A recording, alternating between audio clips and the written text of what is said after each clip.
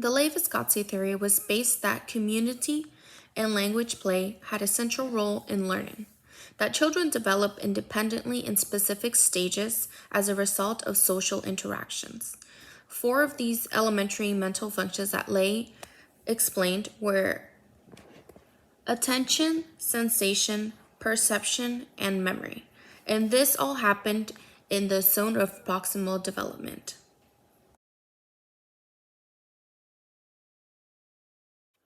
The way that this theory idea connects to physical, social, emotional, and cognitive development is that with this theory, the adult provides the support to the child's in form of physical, cognitive, and social emotional, while the child is in the zone of proximal development. For example, if there are two children and one receives the support of the adult in physical, social, emotional, and cognitive development, they are more likely to accomplish that skill faster than the other child. Both children are heading towards that goal, but the child that receives the most support is the one that's going to learn that skill faster due to the help of the adult.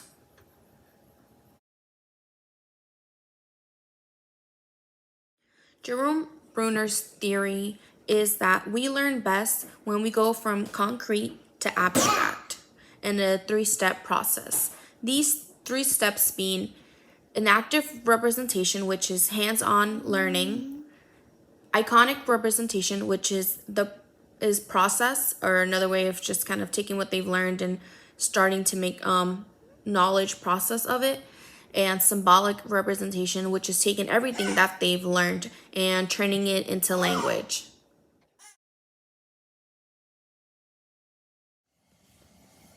With this theory, I think that it connects to physical, social, emotional, and cognitive development in different ways. One way that you can use this theory to provide those three elements is to provide pieces of physical, social, emotional, and cognitive development at the three stages. Another way I think that this theory touches on those three elements is just in general, the inactive stage, which is the first stage, is physical development to me, because that is where the child is touching and feeling, getting that hands-on experience, which is also a physical development.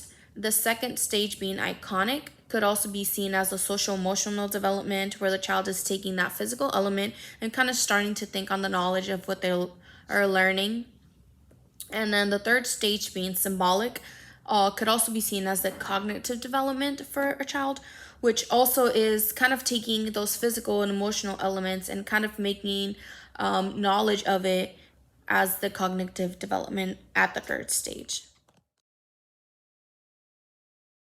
The John Piaget theory argues that we have to conquer all four stages of cognitive development.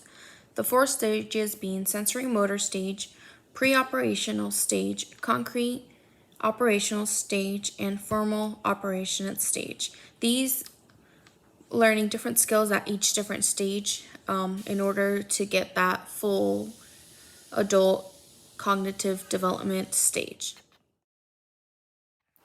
I think that this theory touches on the connection of physical, social, emotional, and cognitive development, as it is basically saying that children will develop different skills at each stage.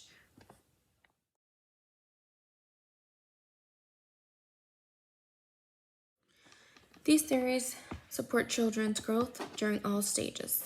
The best part about these theories is that they each teach educators and people about how children learn.